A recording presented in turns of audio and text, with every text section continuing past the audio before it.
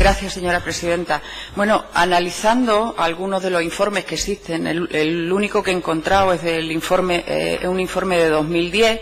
No he encontrado ninguno posterior en la página web de la Consejería sobre la situación de los caladeros de la chirla en el Golfo de Cádiz y los descensos de las capturas comerciales.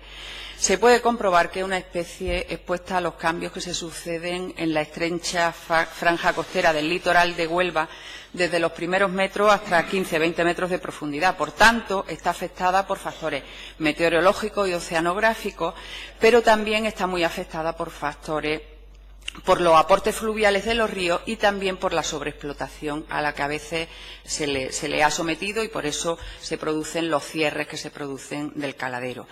En ese sentido, y teniendo en cuenta las peticiones del sector de bajar la talla, consideramos que no debería de bajarse la talla, puesto que los 25 milímetros de la talla comercial, la que se usa, es la básica para que no se merme el recurso, puesto que es cuando son fértiles las chirlas.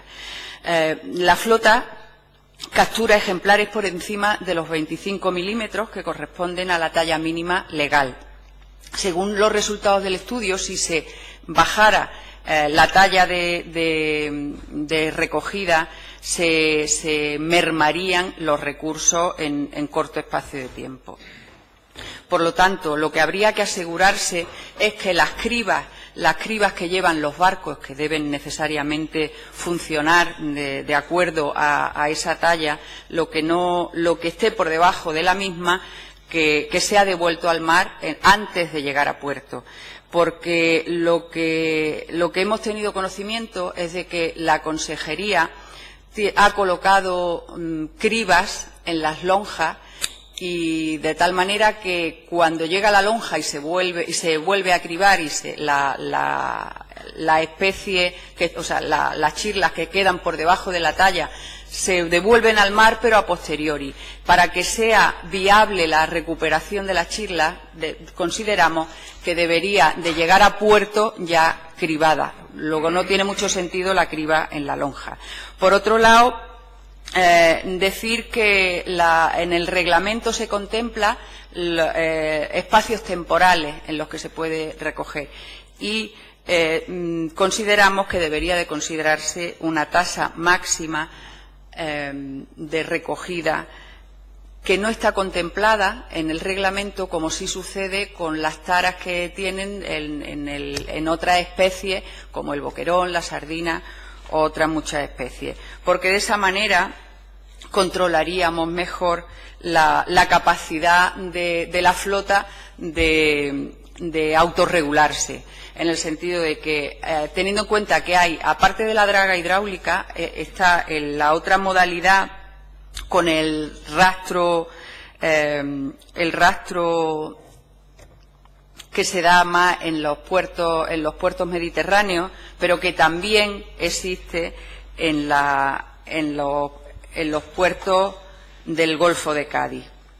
La modalidad representativa, de todas maneras, más representativa es la draga hidráulica, pero teniendo en cuenta eso, también debemos de saber que la draga hidráulica tiene una capacidad de captura elevada. Dependiendo de cómo esté el caladero, puede llegar a recoger hasta 300 kilos por hora, con lo cual, si no ponemos una tara de una cantidad a recoger y solamente ponemos condiciones temporales, podemos estar perjudicando al recurso.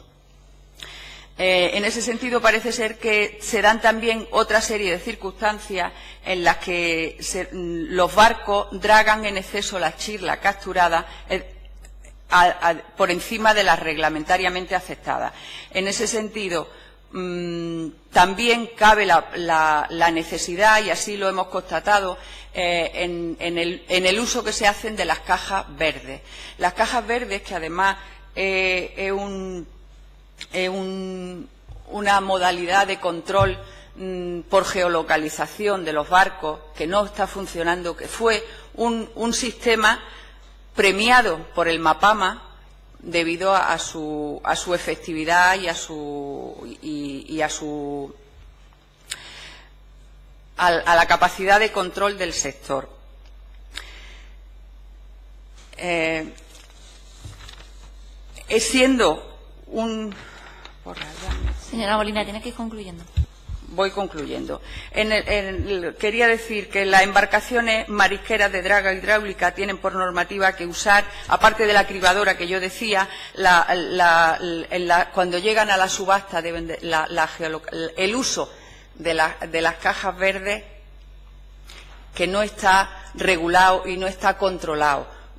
Muchas veces salen de puerto sin estar en funcionamiento, no tienen un mantenimiento adecuado, y eso sería una forma de controlar de tal manera que se recupere en cuanto antes el caladero, y que se hagan además los estudios pertinentes para que, una vez logrado el mantenimiento del caladero, que no vuelva a perderse la capacidad de autorregulación en el sector.